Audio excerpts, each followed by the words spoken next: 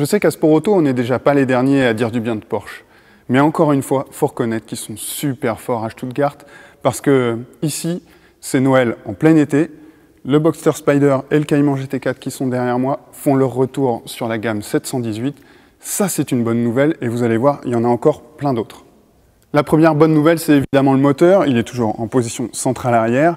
Jusqu'ici, on devait s'accommoder de 4 cylindres, d'un Boxster 4 cylindres. Eh bien, le 6 cylindres, ça y est, fait enfin son retour. Alléluia! 6 cylindres atmosphériques de 4 litres. Alors, la cylindrée, ça vous parle sans doute. Ça vous évoque le moteur de la GT3. Mais c'est pas le moteur de la GT3. C'est en fait le bloc 3 litres de la 992 avec la course et l'alésage du moteur de la GT3.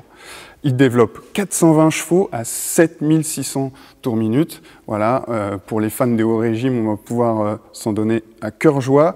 Et il a fallu vraiment le rentrer au chausse-pied parce qu'évidemment, nouvelle norme oblige. Eh bien, il a fallu rentrer 2 filtres à particules de chaque côté de la voiture.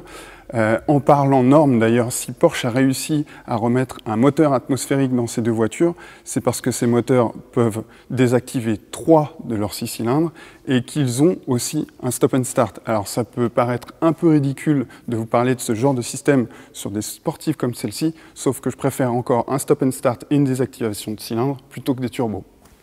Autre excellente raison de se réjouir, ça se passe à l'intérieur, on va vous montrer ça. GT4, Spyder, allez Spyder, puisque maintenant il fait la même puissance que son frère coupé.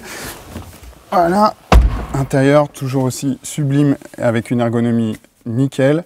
On trouve la boîte mécanique à 6 rapports, puisqu'au lancement il n'y aura que cette transmission manuelle, et ça c'est top. C'est en fait la boîte mécanique de l'ancien GT4 qui a été fiabilisée, mais la démultiplication reste la même, elle n'a pas été allongée malgré le durcissement des normes anti-pollution. Et ça, c'est top parce que ça promet un caractère entier. D'ailleurs, si je ne vous l'ai pas dit jusqu'ici, le moteur prend 8000 tours et je suis sûr qu'on se fera un plaisir de tirer tous les rapports jusqu'à 8000 pour en profiter un max. Puisqu'on en est à parler de la transmission, je voulais juste vous parler de ce petit détail, Autoblip. C'est en fait le nouveau nom qu'a donné Porsche au système de rev matching, c'est-à-dire qu'au rétrogradage, eh bien, la transmission vous assiste pour éviter de bloquer les roues arrière sous l'effet du frein moteur. Le Cayman GT4 se différencie toujours du Boxster Spyder par ses trains roulants réglables. Alors on peut ajuster le carrossage, la barre anti-roulis et la pince, parce que le GT4 reste une voiture un peu plus orientée circuit que le Spyder, bien que Porsche nous affirme l'avoir rapproché du GT4 et pas seulement d'en faire une version découvrable un peu plus extrême du Boxster existant. Il y a d'autres petites différences entre les 2 voitures, notamment du point de vue aérodynamique. On trouve ici un diffuseur. Alors, il est commun aux 2 voitures, mais il a d'abord été conçu pour le Spyder, qui ne profite pas d'un aileron fixe, mais d'un aileron mobile, qui lui procure moins d'appui que l'autre voiture, donc il a fallu accélérer le flux d'air sous la voiture pour la maintenir sur la route, alors qu'à l'inverse, sur le Cayman GT4, on trouve le fameux aileron fixe. Ici, il est ajustable grâce à des petites vis sur les mâts. Il peut varier de 0 jusqu'à 4 degrés d'inclinaison pour augmenter l'appui aérodynamique. Et puis j'en reviens à ce fameux diffuseur.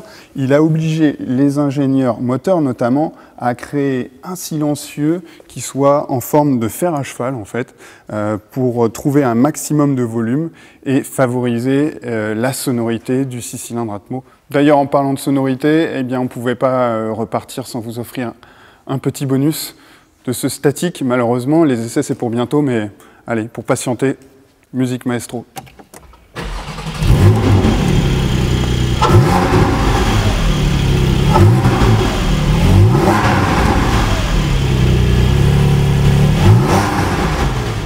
Si à Sport Auto, on aura la chance de prendre le volant de ce duo d'enfer dès le courant du mois de juillet, sa commercialisation est prévue pour cet automne.